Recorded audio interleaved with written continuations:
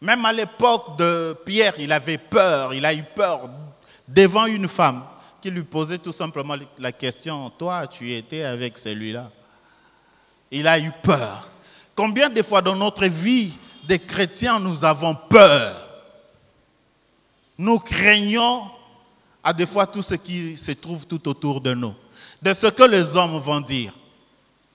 C'est pourquoi nous nous disons, soyez des sans-fautistes.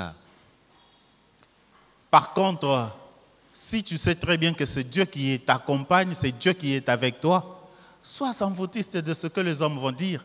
Sois sans-fautiste de ce que le monde pourra dire de toi. Cela n'aura pas de l'influence pour toi, mais par contre, c'est la parole de Dieu qui aura de l'influence pour toi. Puisque Dieu a dit, c'est ce qu'il a dit, c'est ce qui va s'accomplir. Et non ce que les hommes ont dit. Alors, on s'en fout complètement et nous vivons ce que la parole de Dieu confirme que nous sommes. Ce n'est pas ce que les hommes disent de toi que tu seras, mais c'est ce que Dieu a dit, c'est ce que tu seras. Alors, n'ayez pas peur, ne craignez de rien, avancez dans votre vie chrétienne et marchez la tête haute. La Bible dit tu seras la tête et non la queue. Alors c'est ce que Dieu a dit, si tu obéis, c'est ce qui va s'accomplir. Donc n'aie pas peur. Alors quand Isaac, on lui a donné les garde-fous, que personne ne pourra le toucher, alors il se leva et la Bible nous dit, il avait fait quoi? Il s'aima. Le verset 12, Isaac s'aima dans ses pays. Ce n'était même pas là où Dieu l'avait appelé. Mais comme Dieu lui avait dit tout simplement, reste ici. Et la première des réactions de ce qu'il avait fait, c'est de s'aimer. Et à la fin, d'accord, mais qu'est-ce que je peux faire? La première des choses, s'aimer. Mais ce qui me touche, moi, est qu'il avait la promesse de Dieu. Tel que plusieurs qui peuvent aussi avoir la promesse de Dieu ce soir. Mais au lieu de faire quelque chose, ils croisent les bras, et ils restent chez eux à la maison et ils attendent que la promesse de Dieu puisse s'accomplir. La promesse de Dieu va s'accomplir si on commence à faire quelque chose. Est-ce que la Bible encourage la paresse? Non. D'ailleurs, le proverbe dit, va voir ce que les fourmis font, paresseux. Est-ce que Dieu encourage la paresse? Il y a beaucoup de diplômes qui sont dans des maisons. Pourquoi? Parce que celui qui a reçu, et il avait dit, il était venu témoigner ici, Dieu a permis que je puisse réussir avec brio, tout ça là, mais il a pris son diplôme, il l'a mis où? Dans sa valise. Il a pris tout ce qu'il avait fait, il l'a mis où? Il est allé enterrer lui-même. Mais la Bible ne nous encourage pas dans la paresse. Il y en a d'autres qui attendent que les parents puissent faire quelque chose. Donc, c'est-à-dire, ils continuent à compter sur les parents. Alors que quand il vient à l'église, on lui dit, compte sur Dieu. Regarde Dieu qui a donné la promesse. C'est vrai qu'il va l'accomplir. Mais est-ce qu'il te demande de rester chez toi sans pour autant rien faire? La Bible nous dit, Isaac s'aima.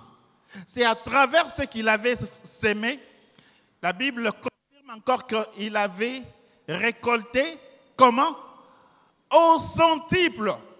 Lui ne savait pas comment est-ce que Dieu allait les bénir. Nous avons, la Bible nous dit, l'œuvre de tes mains seront bénies. Donc, dans tout ce que nous sommes appelés à faire, non tout simplement compter sur Dieu, mais de se lever et de commencer à faire quelque chose. C'est quand tu vas te lever et commencer quelque chose, c'est ce jour-là qu'on va t'appeler PDG. Si tu ne fais rien, tu n'auras. Si tu ne commences à rien, tu n'auras rien. Alors que tu es enfant de la promesse, alors que tu as les promesses de Dieu, alors que Dieu a déjà dit, je serai avec toi et je te bénirai. Dieu ne lui avait pas dit, va s'aimer. Mais Dieu lui avait tout simplement promis que je serai avec toi. Si tu as Dieu avec toi, commence quelque chose et là tu verras la main de Dieu. On verra si Dieu ne te bénira pas. Puisque tes mains sont déjà bénies. Puisque toute ta vie est déjà bénite. Alors commence quelque chose. Il faut sortir de la paresse. Quand vous regardez très bien, il était allé même creuser des puits. Quand il a creusé des puits, qu'est-ce qui était arrivé? On est venu le déranger, il a abandonné. Et il a creusé encore, on a fait querelle, il a abandonné. Nalobi tikela bango, yo loko loza ko pambola mananzambe. Peu importe ce que le monde va faire contre toi, tikela bango yo leka parce que tu as les mains qui sont bénies. Tu as les mains qui sont bénies. Alors crois et commence quelque chose. La Bible, quand il parle de Josué, il dit à Josué ceci. Josué 1:8. Il suffit tout simplement de méditer la parole de Dieu et de la mettre en pratique. C'est tout ce que Josué avait reçu comme ordre. Que ce livre de la loi ne s'éloigne point de ta bouche, médite-le jour et nuit. Et pour mettre cela en pratique, c'est alors que tu réussiras. Que tu réussiras comment? Seulement quand tu vas pour vendre les poissons? Non. C'est seulement quand tu vas aller s'aimer? Non. C'est seulement quand tu vas aller travailler dans une autre société? Non. Mais dans tout ce que tu entreprendras. La Bible souligne tout. Donc, peu importe ce que tu vas faire, si Dieu est avec toi, cela va réussir. Et il y aura toujours une différence entre ceux qui vont servir Dieu et ceux qui ne vont pas le servir. Il y aura toujours une différence. Mais comment Dieu va faire cette différence? C'était pendant la famine. Isaac a planté. Les Philistins aussi avaient planté. Mais la Bible nous dit, c'est Isaac qui avait récolté au centuple. La crainte de Dieu nous permet de vivre la bénédiction de Dieu au centuple. Et c'est ce qui va pousser les ennemis, quand ils vont nous regarder, qu'ils puissent nous porter en vie. Et la Bible nous dit, la bénédiction de l'Éternel enrichit et il n'y a pas de chagrin après. Peu importe ce que les ennemis vont avoir comme envie contre nous, cela ne nous regarde pas. Tout ce que moi je me mets dans ma tête est que l'Éternel est avec moi. Peu importe ce qui va se passer, mais moi je suis appelé à travailler.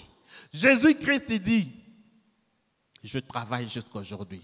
Mon Père aussi travaille. Mon Père travaille, Dieu travaille, Jésus-Christ travaille. Il était ici sur la terre, la Bible dit, il allait des lieux en lieu pour faire du bien. Après qu'il livré lui-même à la croix, il est mort, il est encore auprès du Père pour intercéder pour nous. Donc il continue à travailler. Et toutes les accusations de l'ennemi telles que nous l'avions vu, Jésus-Christ est à la droite du Père pour continuer à nous justifier. Père, je n'avais pas versé le sang pour rien. Tu peux encore le pardonner. Tu peux encore permettre de creuser tout autour, qu'on puisse jeter du fumier, que cette personne puisse produire le fruit. C'est le fruit, que ce soit le fruit spirituel. La Bible ne dit pas seulement nous serons bénis spirituellement. Si vous êtes déjà bénis spirituellement, cela va se matérialiser. Cela va se matérialiser. C'est-à-dire, nous vivons, étant ici sur la terre, nous l'avions dit la fois passée, étant ici sur la terre, nous connaissons la bénédiction de Dieu. Donc, c'est-à-dire, physiquement, Isaac était béni. Physiquement, Abraham était béni. Et ils étaient bénis par Dieu. Est-ce que Dieu est mort pour ne plus bénir? Est-ce que Dieu est mort pour ne plus visiter son peuple? Celui qui a créé l'Église, c'est toi? Celui qui a dit les séjours des morts et les portes des séjours des morts ne prévaudront point contre l'Église, c'est toi? Ce n'est même pas moi. Donc Dieu veille sur son Église. Et toi, tu es dans l'Église, tu vas vivre la main de Dieu. Tu vas vivre la bénédiction de Dieu. Tu vas vivre le programme et le projet de Dieu sur ta vie. Il n'y a personne qui pourra changer ça. Personne. Le problème, c'est tout simplement de rassurer. De se rassurer. Dieu est avec toi. Si Dieu n'est pas avec toi, peu importe tout ce que tu vas faire, cela ne réussira pas. Mais pour que Dieu soit avec toi, c'est là où Dieu dit, j'ai mis devant toi la vie et la mort, c'est à toi de choisir. Si tu choisis la vie, tu as choisi la bénédiction. Si tu as choisi la mort, donc tu as choisi la malédiction. C'est l'homme lui-même qui choisit. Puisque maintenant tu as choisi la vie, alors il faut travailler. Il faut travailler. Il ne faut pas rester dans l'oisiveté. Il ne faut pas rester dans la paresse. Il faut travailler. Il faut s'aimer. Il faut mettre quelque chose sous la terre. Même dans les banques, vous pouvez travailler même avec dans les banques. Il suffit tout simplement que je puisse donner mon argent. La banque sait très bien qu'il va me donner avec intérêt. Donc mon argent peut travailler pour moi. Il faut arriver à ce niveau-là. Les pauvres travaillent pour l'argent. Les riches, c'est l'argent qui travaille pour eux. Il y a une différence. La Bible, quand Dieu promet, il donne ses promesses, il sait très bien que c'est à toi de commencer à faire quelque chose. Si tu ne fais rien, tu resteras bredouille. Et puis tu vas dire après, parce que nous avions parlé même de ces veuves que la Bible nous présente. Il y a la veuve de Sarepta et puis l'autre veuve donc, qui elle avait, son mari était serviteur de Dieu. Mais la question était, qu'as-tu chez toi à la maison? Si tu n'as rien, même en français nous disons l'eau va à la rivière. L'eau va à la rivière, ça signifie quoi? L'eau va à la rivière, ça signifie l'argent va aux riches. Si tu n'as rien, tu vas encore t'appauvrir davantage. Si tu as quelque chose, cela sera multiplié. Puisque Isaac avait sémé, c'est là où il avait récolté au centuple. Puisqu'il avait travaillé, dans son travail, il avait récolté au centuple. Mais il y a aussi un problème. À des fois, quand nous allons dans les sociétés de ce monde, nous sommes limités. Là, ce n'est pas votre société. Vous travaillez pour quelqu'un d'autre. Donc, c'est cette personne-là qui va plus s'enrichir. Mais si vous commencez quelque chose, vous et votre Dieu et votre Père, c'est ce que Dieu va fructifier. C'est ce que Dieu va multiplier.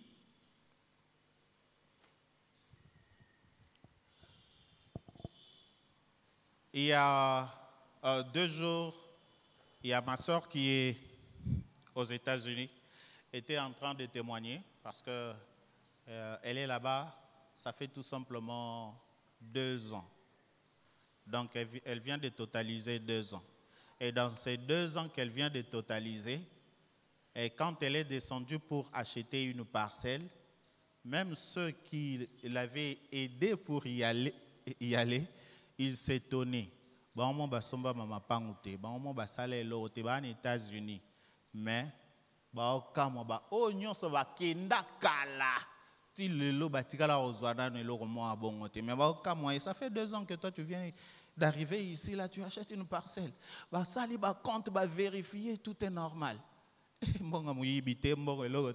Mais c'est parce qu'elle travaille. Même la Bible nous dit le travail, c'est ce qui nous permet d'avoir quelque chose. Et la Bible souligne encore que celui qui ne travaille pas ne mange pas non plus. Ne pensez pas que Rehoboth et Roya tant offendé pas non andako. Au Kanyuma Boko, alors que tu as les promesses. Non. Il faut se lever et commencer quelque chose.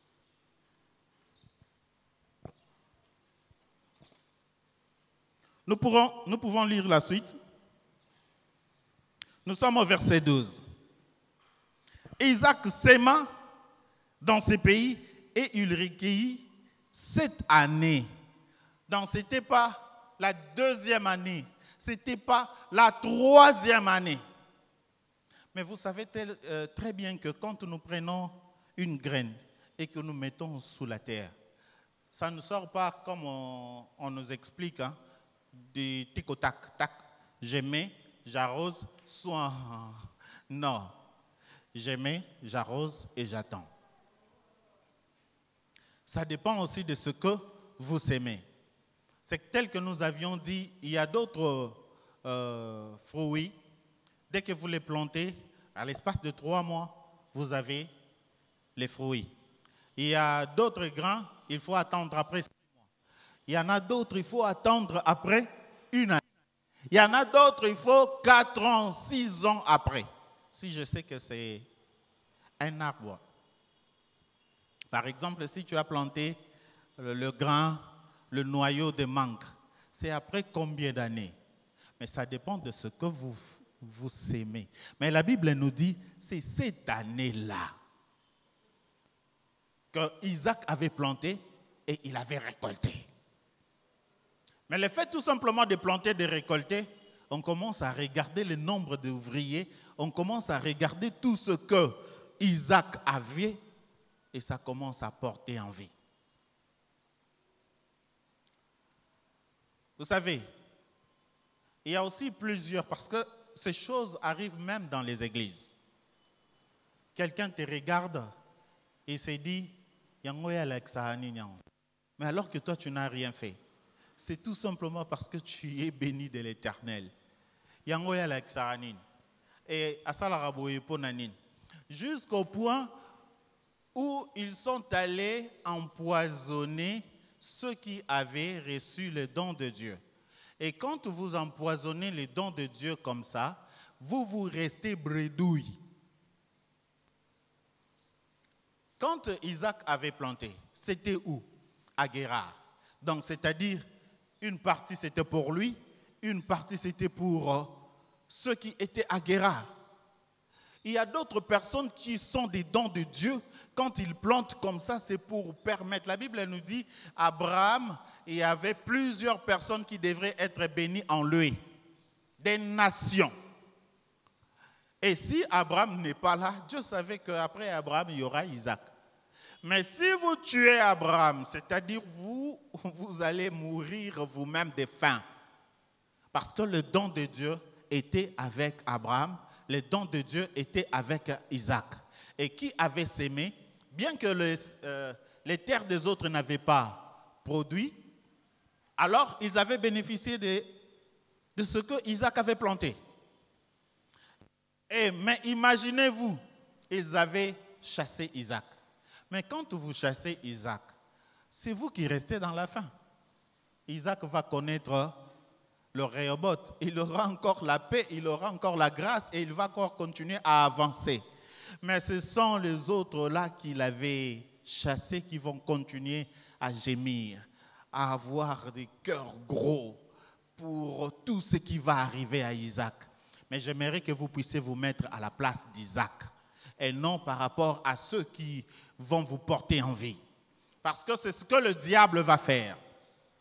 Mais j'aimerais vous dire que dans tout ce que vous allez faire, tel que nous avions lu la fois passée, Jésus-Christ a dit, je vous bénirai au centuple, étant ici sur la terre, mais avec des tribulations. Je crois que je l'avais expliqué à 12 heures, mais avec des tribulations. Pourquoi? Parce que le diable ne sera jamais content de ta bénédiction. Parce que le diable sait très bien que si tu as Jésus et que tu continues à prospérer, les autres viendront demander à toi, quel est ton secret? Et toi tu diras, c'est pas moi, c'est Jésus. Et alors ils vont se dire, ah bon, c'est que ya Yesu pe ya Nzambe pe izala na mbangu boy. Biso kanisa ki ke mokilinde mutu eya kambangu. Alors en réalité, c'est la bénédiction de l'Éternel qui enrichit. Et plusieurs viendront à Dieu. Plusieurs abandonneront le monde. Plusieurs abandonneront l'occultisme. Plusieurs abandonneront tout ce que le diable va leur proposer pour dire non, nous allons nous attacher. Donc, en d'autres termes, tu seras un témoin ou le témoignage vivant de l'œuvre de Dieu. Au Simbi qui citait, et puis il savait que non, la bénédiction est normale. Et ça, il y a qui citait, qui vous a dit que le diable peut bénir quelqu'un? Lui-même, il est maudit. Comment est-ce qu'il peut bénir quelqu'un? En réalité, quand il donne avec sa main gauche, il récupère avec la droite pour vous tuer tout simplement. Quand il vous donne, c'est tel que on nous montre, c'est ce qu'il met devant vous, mais pour vous orienter vers le piège. En d'autres termes, c'est ce que nous appelons les appâts.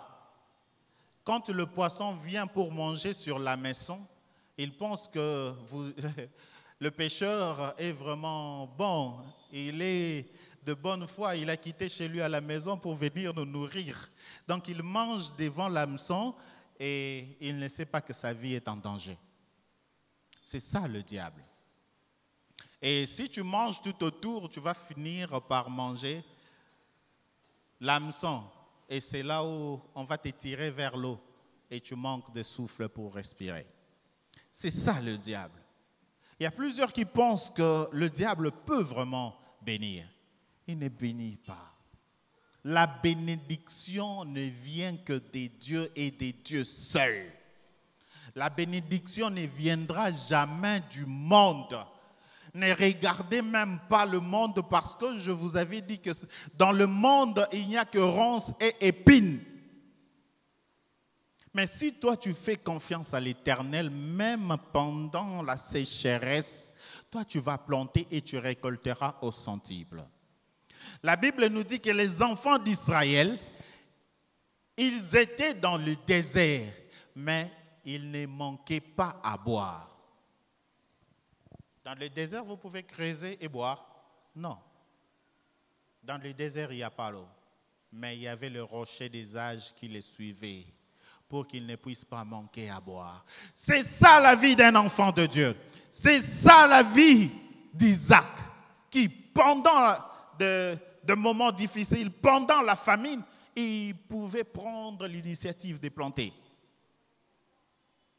Et que Dieu, qui était avec lui, c'est lui qui pouvait faire que Isaac soit béni. C'est vrai, vous pouvez venir pendant des moments de prière comme ça, mais le secret, c'est de faire quelque chose. C'est de commencer quelque chose. À midi, je disais ceci. Il y a des fois, quand Dieu parle, plusieurs ne tiennent pas compte. Il y a un dimanche où le pasteur avait dit ceci. Celui qui avait permis qu'on puisse acheter la parcelle là, c'est Zév. C'est lui qui donnait au fait une grande partie pour qu'on puisse avoir des caillasses et que ces travaux puissent avancer rapidement, c'est Zév. Mais comme Dieu a permis qu'il puisse mourir. C'est-à-dire Dieu va susciter plusieurs zévous ici dans cette église. Seulement si tu crois que tu pourras devenir le PDG ici pendant des moments difficiles où nous nous disons plusieurs sont en train de fuir le Congo parce qu'il y a la famine, plusieurs sont en train de fuir le Congo parce qu'il n'y a rien d'intéressant, mais toi tu plantais, si toi tu travaillais, tu seras peut-être plus que ça. C'est comme ça qu'on apprend à croire à la parole de Dieu. Puisque Dieu a dit, je me mets à l'œuvre. Ce n'est pas Dieu a dit, je croise les mains, je croise les pieds, j'attends. Non. Dieu a dit, je me mets à l'œuvre. Ce que je vais entreprendre sera béni par Dieu. Qui a dit que je suis béni?